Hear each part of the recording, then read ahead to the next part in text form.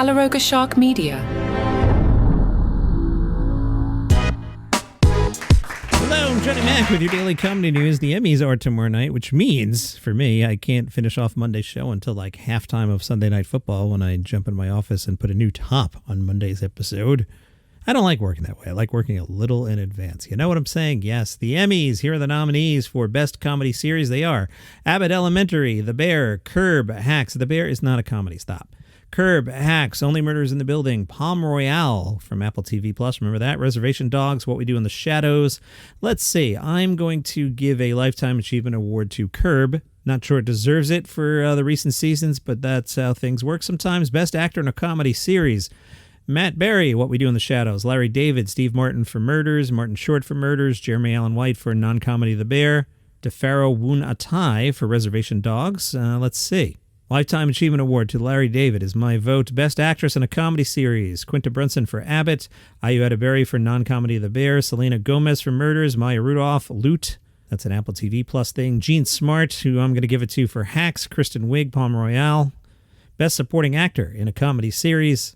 Lionel Boyce for non-comedy series The Bear. Paul W. Downs for Hacks. Ebon Moss-Bacharach for non-comedy series The Bear. He's fantastic, but not a comedy. Can't do it, dude. Paul Rudd for Murders. Tyler James Williams for Abbott.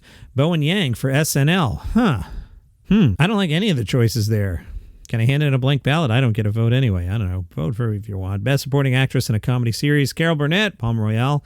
Liza Colon-Zayas for non-comedy series The Bear. Hannah Einbinder for Hacks. Janelle James for Abbott. Cheryl Lee Ralph for Abbott. Meryl Streep for Murders. Let's just give it to Carol Burnett because we love Carol Burnett. Best Guest Actor in a Comedy Series. John Bernthal for non-comedy series The Bear. I mean, can you imagine giving John Bernthal a comedy Emmy for what he did in The Bear? Matthew Broderick for Murders. Ryan Gosling, SNL. Christopher Lloyd, Hacks. Bob Odenkirk in The Bear. I have no strong feelings there either. Let's give it to Christopher Lloyd. Why not? Oh, and also Will Poulter for The Bear. Sorry, I put a break in my little list there where a break didn't go, but The Bear, not a comedy series. Sorry. Best Guest Actress in a Comedy Series. Olivia Colman, The Bear. Jamie Lee, The Bear. Caitlin Olsen for Hacks. Divine Joy Randolph for Murders. Maya Rudolph and Kristen Wiig both for SNL appearances. Let's give it to Caitlin Olsen. They'll probably never award her for It's Always Sunny, and I haven't fact-checked that. Maybe she's won 10 Emmys for Sunny. I don't know, but let's give it to Caitlin Olsen. Best Talk Series, The Daily Show, Jimmy Kimmel Live, Seth and Colbert. I would give it to Kimmel. Roy Wood Jr.'s CNN show, Have I Got News for You, makes its debut tonight. I'm rooting for you, Roy, but boy, tough time slot. Again, the way the show works, two teams of comedians, newsmakers, actors, and media personalities use news clips and headlines to drum up jokes and gags, all improv style through a round of different segments. Amber Ruffin hosts one team, Michael Ian Black the other. Roy Wood Jr. says the desire is to get newsmakers, even polarizing ones, to take part. Roy says, in America, we're not always the biggest fans of the bad person being given the microphone, but above all, this is about laughing and what have we got to say. And if we can get those two things to connect every week, then I think we'll have a product that's going to be on the air for a very long time. Roy, this thing's going to be on the air for 10 weeks. It is not, again, I'm not saying it's not good. I'm saying they scheduled it on Saturday night. 10 weeks. Write it down. Sorry, buddy. Roy says, this was the type of scenario I was hoping for when he didn't get the Daily Show. If there was a good opportunity for me, I believed it would happen in an election year, not after. And that's what's going to happen with the show. 10 weeks takes you just to about the election. I'm telling you. Sorry, buddy. Michael Ian Black says the show's format offers a late-night vibe with fast-paced topical humor, even though it's airing in prime time on Saturday night. He highlights how the panelists don't know the topics beforehand, which means they have to react on the spot. His first reaction to the show being on CNN, he said, bizarre. He was intrigued by CNN's desire to branch out. He says, we want people from all walks of life as long as we can make fun of them. Colin Jost and Michael Che did their live special on Peacock Thursday evening. Boy, did you feel the buzz. The earth practically shook from everybody talking about this thing. Man, wow, Peacock, what an impact this thing made. John, you're sarcastic today. Joe said, tonight's going to be like group sex. If it goes well, then we can do it again every couple months with our friends. And if it goes really bad and it's a disaster, we'll never talk about it again. And either way, we're going to film it. Good joke. We're on Peacock. You guys know Peacock, right? You know Peacock from the phrase, I can't believe the NFL made us download Peacock. Michael Che said, what the F is wrong with you, man? The checks didn't clear? This is the experience that we have to, when we go to drop to places. We want to give that to the country. Does Peacock play all over the country? Jost, we wanted it to be the second funniest live event this week after the debate. Nothing sounds more presidential than screaming, "They're eating the cats and the dogs." I think that was Thomas Jefferson. The special, which, everybody watched, everybody's buzzing about it. Oh, Peacock, man, give it up. The special saw a previously unannounced lineup of comics take the stage one by one. They included Alex English, Aida Rodriguez, Amina Amani, and Carlos Miller. Good closer Mike Birbiglia, who grabbed the mic and forced Jost into a Q&A. Birbiglia said, "I recently texted Colin and asked him to be on my podcast working it out. Do you remember what you wrote back?" Pause. "Nothing." Sal Vulcano made an appearance, so did Sarah Sherman, who said about Jost, "This place is close to my apartment. Looks like you didn't respect the restraining order." Stephen Colbert with a good joke. In a CNN poll taken immediately after the debate, 63% said Harris won, 37% said Trump won, which of course means that 37% of Americans don't own TVs. Jimmy Fallon. Following his rough debate, Trump's inner circle is now doing damage control. I'm sorry, you work for Donald Trump. When are you not doing damage control? Hank Azaria took to Twitter as Chief Wiggum. Let's listen. Springfield Police, Chief Clancy Wiggum speaking. How can I help you? People are eating dogs? What do you mean, like hot dogs? Oh, cats. Mr. Katz is eating hot dogs. Nah. People are eating dogs and cats. People are eating dogs and cats in Springfield. Are they good? Some SAG-AFTRA members, including Rami Youssef, are among the hundreds of union members calling on their organization's leadership to keep people from being blacklisted for their views on Palestine. Friend of the show, Scott Beckett, sent me an article from the Wall Street Journal. Noam Dworman, who owns the Comedy Cellar, says, "I curate laughter. Nothing should be off limits, but there's obviously a very, very, very high degree of difficulty for certain matters. The topic at hand here, Gaza."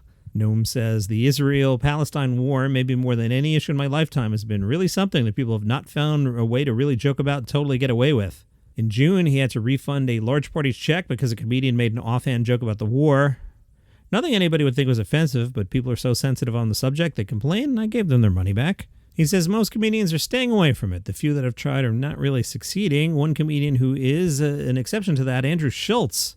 Noam said, "I saw him in Madison Square Garden do some material about Gaza, and he was destroying. He was fantastic, but of course, that was his crowd. His audience is very diverse who enjoy politically incorrect humor, so they weren't offended." An example of one of his jokes, which of course Andrew Schultz would tell better than me. "I saw people protesting the Israel-Palestine war. It was wild. All these white Australians out there shouting, 'Give them back their land.'" Noam told a story about comedy being therapeutic. He was speaking with Nick DiPaolo. Noam tells Nick, "I don't know if my father's going to make it much longer, Nick." Nick said, "Oh no, who gets the Lexus?" Noam said, "My father's dying," and he's joking about who's going to get the car, and everybody starts laughing. In a situation where everybody understands each other and nobody suspects the worst about where somebody's coming from, then a joke about anything can be okay. The best comedians, like all the great composers, will break rules. Dave Chappelle's name came up. And what's going to be in Dave Chappelle's obituary? Johnny Mac says, 1, host of the Chappelle Show, 2, controversial comedian, trans something something. Well, they talked about that. And Dworman says, the trans humor controversy doesn't seem to have deterred Dave Chappelle's career in any way whatsoever. When he comes down and performs at the Cellar, nobody complains. And why would they? There's a wonderful culture at a comedy club where you can talk about anything. And I don't mean on stage. I'm actually talking among the comedians. And that's why many of them say, I don't want to hang out with anybody but comedians. Joe DeRosa is taping a special tonight at the Colonial Theater in Phoenixville, Pennsylvania. The Columbus Underground caught up with Mike Kaplan. They were talking about the Edinburgh Fringe. Mike said Edinburgh was like putting the show through boot camp, like really working it out in one place the whole time. But there were a variety of completely different audiences. There'd be some Americans, but it'd usually be majority non-American, often English-speaking, but not always English as a first language audience members. Over there, they don't have the same TV show references necessarily. They get American TV and movies, and our culture pervades the world. I had one joke about Family Feud, but in Britain, it's called Family Fortune, and they don't have Jeopardy! So the only people who knew what I was talking about had seen the movie White Men Can't Jump. It's a different part of the world. But additionally, there are thousands of shows at the Edinburgh Fringe Fest. I think I went to about 60 shows that weren't mine, and I did my show every night, plus a few other spots around town here and there. Those 60 included other comedians, storytellers, dance, magic, a couple of amazing clown performers. The clown scene in Edinburgh and Europe is massively large, something that certainly doesn't exist in our culture in the same way. It's a beautiful art form that's different from stand-up. And from communist.red, your home for communist news, see what I did there? They wrote about the Fringe under the headline, No Laughing Matter, Thoughts from a Communist Comedian. The communist comedian writes, the commodification of comedy shifts its purpose from generating laughter through providing a unique perspective on life to generating profit. It becomes diluted by the need to appeal to mass audiences and promoters. Mainstream comedians are pressured to conform to market-friendly content, avoiding material which may alienate promoters. In Britain, the comedy scene has become increasingly commercialized with a focus on corporate sponsorships and high-profile TV deals. It offers a sanitized version of comedy, one that avoids critiquing any element of capitalist society too sharply. After all, the only comedians who are willing to echo the opinion of the British establishment have any chance of making it. The contemporary comedy scene is also a majority a gig economy. Performers work under conditions of harsh financial instability and job instability, particularly for working-class comedians. At the start of their careers, most comedians will go at least 6 months before receiving even £5 for a performance. This makes the industry inaccessible for working-class acts who don't have a cushion of money to fall back on. Sadly, the Edinburgh Fringe Festival, despite being celebrated for its diversity, continues to starkly reveal these economic disparities. Participation costs, including accommodation, venue hire, fringe registration, and promotional materials, racking up into the thousands. Furthermore, the venue times offered to new or non-mainstream acts tend to be either in the middle of the day or middle of the night. You know, I'm not sure I disagree with the communist comedian. On the other hand, we do live in a capitalist society, and in all formats play the hits. So if I can put, I don't know, Nate Bargatze at 8 o'clock and some obscure comedian doing something a little avant-garde, yeah, that's not getting the 8 o'clock room. I don't have a solution for you. I'm not going to advocate that we turn this into the communist comedy society, but I do think communist comedian did make some points. And that's your comedy news for today. Tomorrow, part 2 of Vulture's Comedians You Should and Must Know, or whatever it's called. I can't even remember. See you then.